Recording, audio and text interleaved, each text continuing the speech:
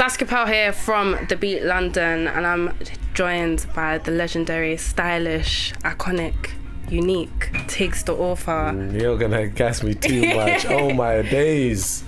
Legendary already. How are you feeling? Like, you just did your headline show here at the Jazz Cafe. Is the adrenaline still running in you? It's still running. Like, I'm here.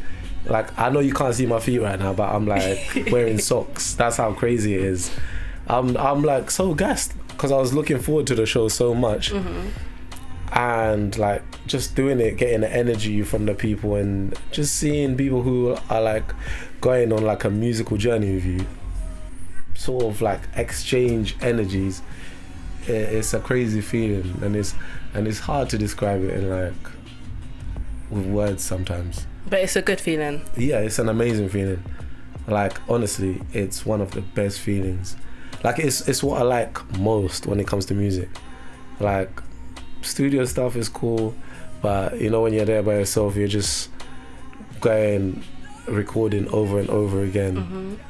But once you've created that music and you see what effect it has on other people, that's where it makes everyone smiling, everyone dancing. Yeah, people singing back the words, you know what I'm saying? It's like, oh my days. So you feel like a sense of gratitude and just seeing all your hard work that you've done behind the doors finally come together. Yeah. In a space like that.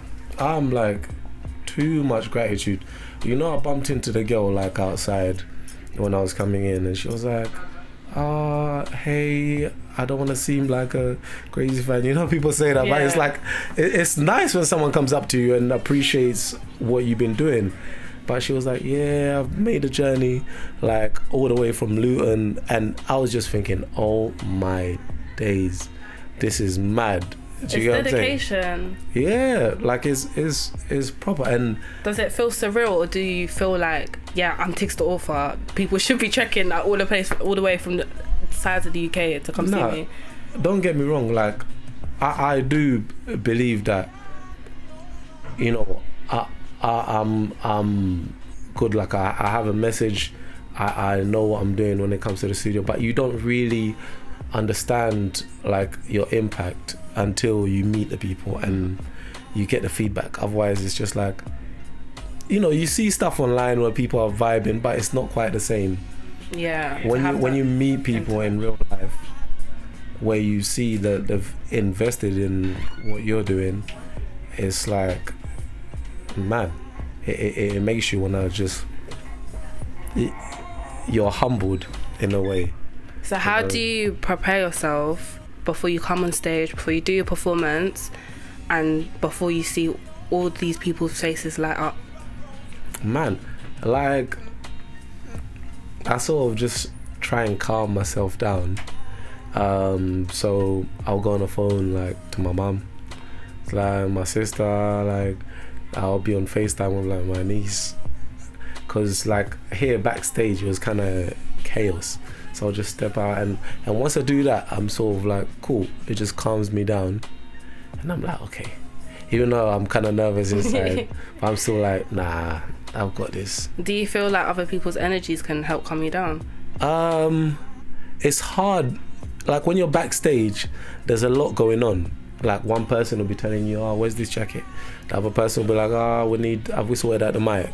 Another person will be like, what do you want on the rider? So it's like a lot going on, and you have to sort of find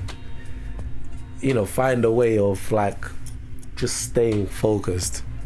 So other people actually make it worse. Okay. Yeah, they make it worse.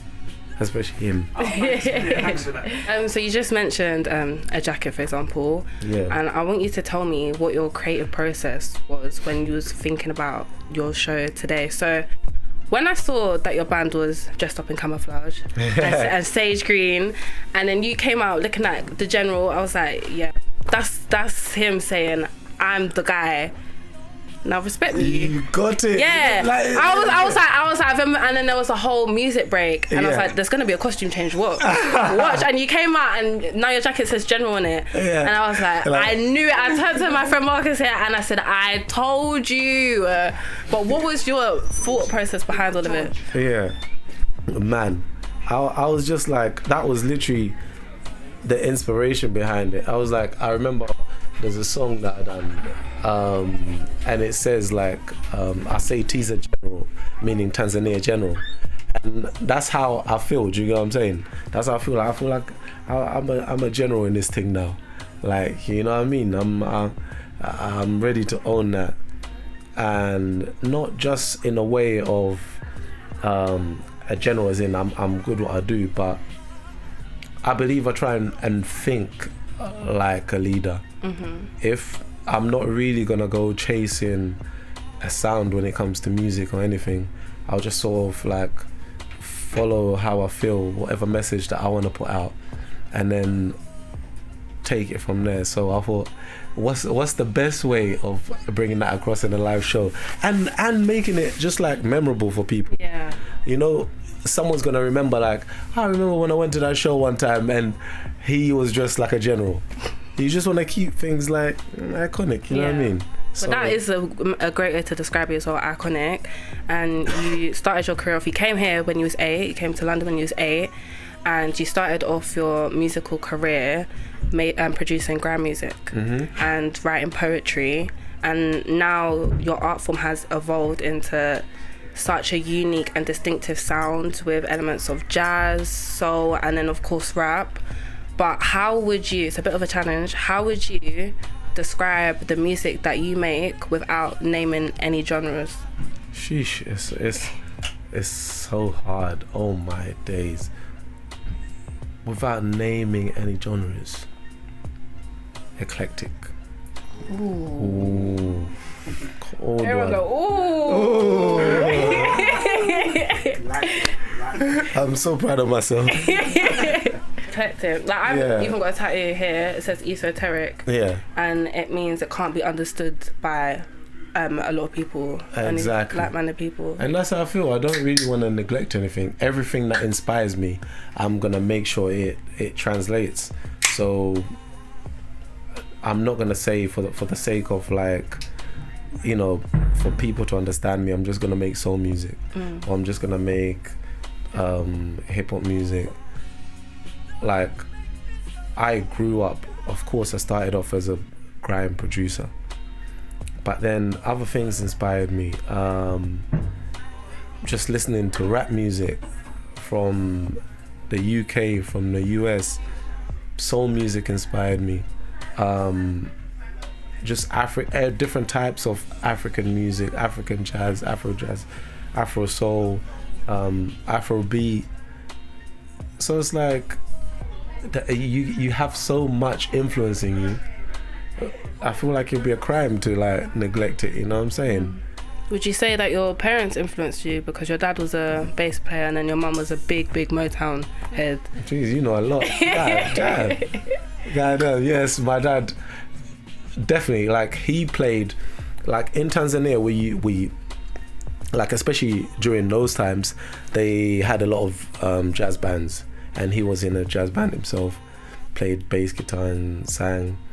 And I mean, at the time, it did influence me in my later years, but when I was young, you know, you don't really focus on what your dad is doing too much. You're just like living a life. But when you get older and your mum's like showing you like video clips and other things, you're like, oh my days, serious. And you start researching about the actual sound, and before you know it, you realize that your voice kind of goes perfect with that sound.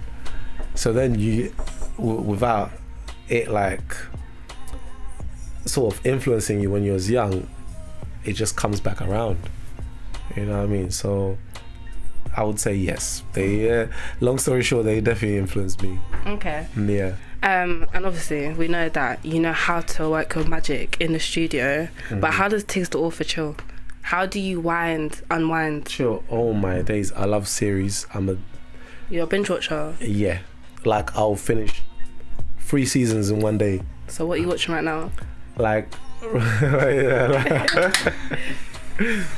right now, what am I watching? I'm watching BMF. I don't know if you're watching that.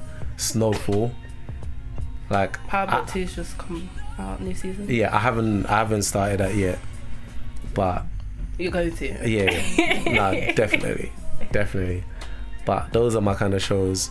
I like sort of the different types of like drugs type of series. Like crime type of... Yeah, I like them, but I like the sort of like, do you know about Vikings?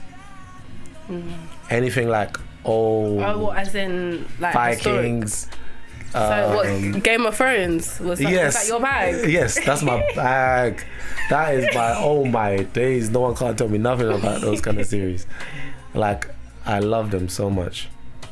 Yeah, those are, I'll say, but the main ones that I'm watching now is Snowfall and BMF. Okay. And they're about to finish, damn. And obviously you released More Fire 2 late last year, but what is next for you as Tiggs Da Author? Next for me, man, I'm just gonna like, I'm a studio person. I pretty much live in the studio, so I'm gonna be writing a new album. No, I'm gonna be writing a new album. I've already started writing a new album. I started when I went back to Tanzania. I was there for like 3 months. Oh. Yeah, so I went. I was like, You go back often? Yeah, every year.